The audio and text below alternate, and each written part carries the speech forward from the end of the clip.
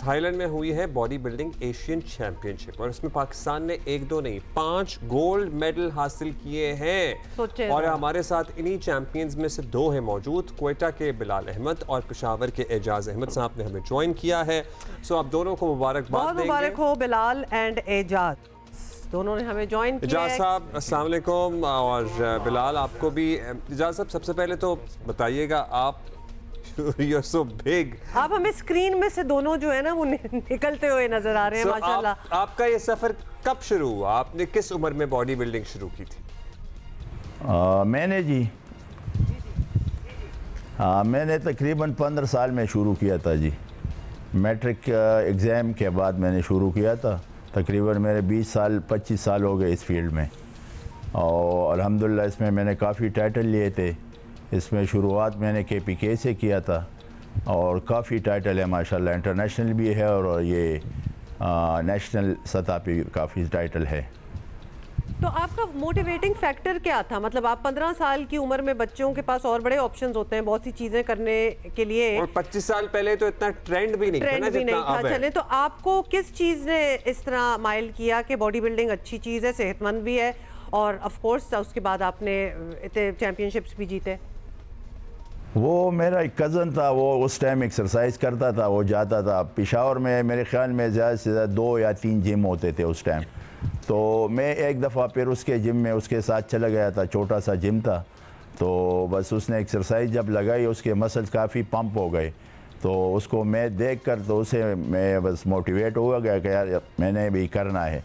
तो फिर उस टाइम मैंने उस जिम में मेरे ख्याल में 20 रुपये एडमिशन दिया था। 20 रुपये उसने लिया था मुझसे एडमिशन का और महीने का पता नहीं कि 15 रुपये तक को यही 20 थे, अभी मुझे याद नहीं है। तो काफ़ी टाइम की बात है ये, मेरे ख्याल में 93 की बात है। तो मैंने उस टाइम शुरू किया था जी। जब आ गया मतलब लाखों हज़ारों और फिर चंद सौ भी, मतलब नहीं, अब हम 15-20 रुपये में अच्छी एक्टिविटी एक्सपेक्ट नहीं कर सकते। अच्छा बिलाल, आपसे पूछेंगे अब हम। आप माशाल्लाह यू आर यंगर और आपने भी गोल्ड मेडल हासिल किया है। बहुत सारे लड़के लड़कियां भी जिम जाते हैं, बॉडी बिल्डिंग करते हैं, वेट लिफ्टिंग करते हैं जिसे कहते हैं, मगर एक प्रोफेशनल लेवल पे जाना it takes a lot of effort, time and toll on your body and mind as well. So आप शुरू से प्रोफेशनली ही इसको लेना चाहते थे या फिर आपने भी शौक के तौर पर इसे शुरू किया? नहीं, मेरा शुरुआत तो कुछ इस तरह हुआ था बॉडी बिल्डिंग का कि मैंने जो है फिल्में वगैरह देखते थे, ज़ाहिर बात है बचपन में सब दिखते, तो हम देखते थे, हमने बोला यार क्या बॉडी है उसकी। तो मैंने जिम ज्वाइन किया था। शुरुआत मेरे से शुरू होता कि जब मेरे अब्बू को पता चला तो उसने मुझे थप्पड़े मार के जिम से निकाला था। लेकिन आज एक टाइम ऐसा है कि मतलब मेरा वालिद मुझ पर ना लाखों रुपए खर्चता है मेरे सिर्फ आने जाने के लिए, मेरे डाइट्स के लिए, एक्सपेंसेस के लिए। तो आज शुक्र अल्हम्दुलिल्लाह मैंने उनको प्रूफ करके भी दिखाया कि मेरे पास शुक्र अल्हम्दुलिल्लाह नेशनल्स इंटरनेशनल्स काफ़ी मेडल्स है, जिसमें से मेरे पास 4 मिस्टर पाकिस्तान के टाइटल्स है और 3 मेरे पास इंटरनेशनल मेडल्स है, जिसमें से साउथ एशिया, मिस्टर एशिया और वर्ल्ड का मेडल है, गोल्ड मेडल सारे तीनों की तीनों। तो इस पे खर्चा ज़्यादा होता है या इनाम भी मिलता है कुछ? मतलब सिर्फ पैसे लगाने ही होते हैं? ज़ाहिर है एक तो आपका डाइट और ट्रेनिंग का खर्चा। जब आप इंटरनेशनल लेवल पे जाते हैं, मुल्क को रिप्रेजेंट करते हैं, वो आपका मेडल ही सबसे बड़ा इनाम होता है। इनाम फिर आपको जब आप आते हैं ना, आपकी कंट्री वो आपको किस तरह सर्व करती है वो तब वो डिपेंड्स ऑन योर कंट्री कि वो आपको जो है क्या रिवॉर्ड करती है। तो बिलाल वो भी साथ साथ बता दें फिर वो रिवॉर्ड क्या, आपको कुछ रिवॉर्ड मिला? फ़िलहाल तो मतलब हमें ये इस दफ़ा जो है हम जो है सिलेक्शन के बिहाफ पे किए थे, हमारे ट्रायल्स बेसिस हुए थे। सो हम उस पे किए तो उसमें से ये तक कि स्पोर्ट्स बोर्ड ने ये कहा जो लड़का मेडल लाएगा ओवरऑल, सिर्फ बॉडी बिल्डिंग नहीं, ओवरऑल जो लड़का गोल्ड लेकर आएगा उसके मतलब अच्छे खासे लोगों ने 20 लाख बताए थे और सिल्वर मेडल के 10 लाख और ब्रॉन्ज मेडल के 5 लाख।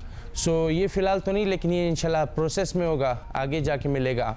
बाकी depends on government Pakistan and जिसमें मेरा ताल्लुक बलूचिस्तान से, अब उस पर डिपेंड करता है वो लोग मुझे किस तरह ट्रीट करते हैं या मेरे इस मेडल को या इस अचीवमेंट को वो किस तरह ट्रीट करते हैं, कितनी इज्जत बख्शते हैं। हमारा तो काम होता है एक मेडल जीतना, मुल्क को प्राउड फील कराना। मतलब ये एक काम छोटा काम नहीं है, ये बहुत बड़ा काम है। पाकिस्तान में भी बेस्ट होना और फिर बेस्ट ऑफ द बेस्ट में अपने आप को रिप्रेजेंट करना।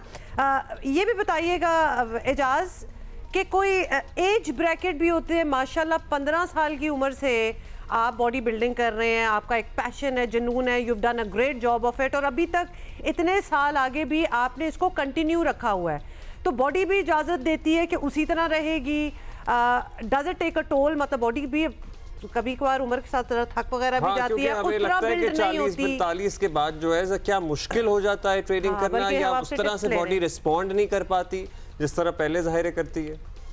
बिल्कुल, आपने अच्छा सवाल किया, क्योंकि ये बहुत से लोग मुझसे यही पूछते हैं कि यार इजाज़ भाई आप अभी एज ज़्यादा हो गए कुछ, तो माशाल्लाह मैं कहता हूँ कि एज इज़ ओनली नंबर। ये बिल्कुल सही है, क्योंकि जब आप अपने आप को फिट रखोगे और आप अपने आप पे काम करोगे तो इंशाल्लाह ऐसी कोई बात नहीं है। अभी कल भी इधर इंडिया का एक लड़का था, वो मुझसे बात कर रहा था, वो जानता, क्योंकि मैं भी साउथ एशिया में चैम्पियन हूँ, 2004 में मैंने जीता था, तो वो लड़का भी उधर ही आया था, अभी वो भी मास्टर में लड़ रहा था हैवी कैटेगरी में।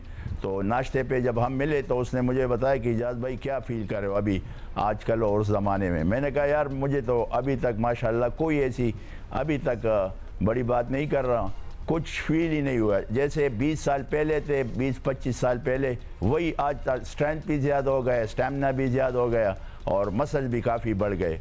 तो ये आप पे डिपेंड करता है, आपके डाइट पे, आपके जो आपके डिसिप्लिन है उस चीज़ों पे आपका वो डाइट ज़्यादातर डिपेंड करता है।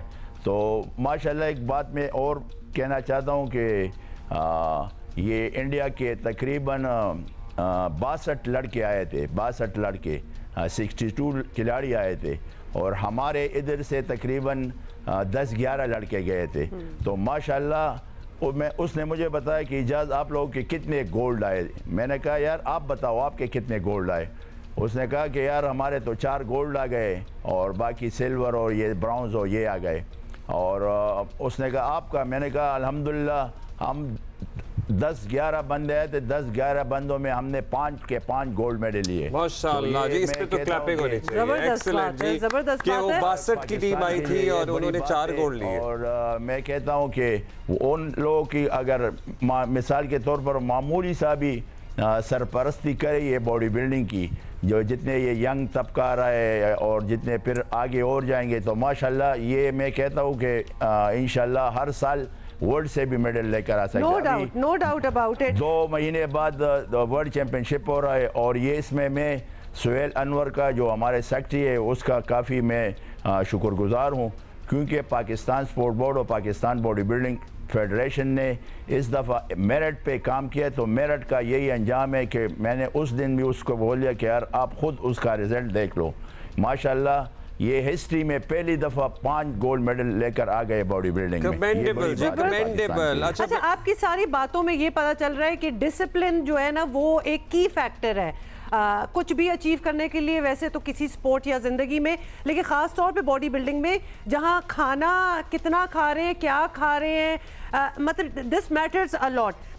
बिलाल आप ये बताइएगा, इज़ दैट ट्रू? क्योंकि बॉडी बिल्डिंग के लिए लोग बहुत से जो इस चीज़ में नहीं घुसते, फिटनेस में नहीं घुसते, उनको तकलीफ़ यही होती है कि जी खाना पीना बड़ा फिर मुतासर होता है, बड़ा कुछ छोड़ना पड़ता है, बड़ा टाइट डिसिप्लिन चाहिए होता है। ऐसा ही है बिलाल? बिल्कुल इसी तरह जो मैं आपको बताता चलूँ कि मैंने प्रोफेशनली बॉडी बिल्डिंग जो 2021 से स्टार्ट की। सो 2021 से अब तक जो हमने कभी मतलब ऐसा नहीं हुआ है कि कभी दोस्तों के साथ होटल पे बैठ के खाने खाए हो या रोटियां खाई हो या मीठा खाए हो। हम लोग का बस डाइट में चिकन होता है, अंडे होते हैं, मतलब अपन सारा बॉयल फूड ही खाते हैं। जब हम कंपटीशन जीत के आते हैं, वो जीत की जो 5 से 6 दिन जो है सेलिब्रेट करते हैं, घर का खाना रोटी शोटी खा लेते हैं। उसके बाद वापस we are back to the routine, जैसा भी हमारा आगे वर्ल्ड चैंपियनशिप आ रहा है।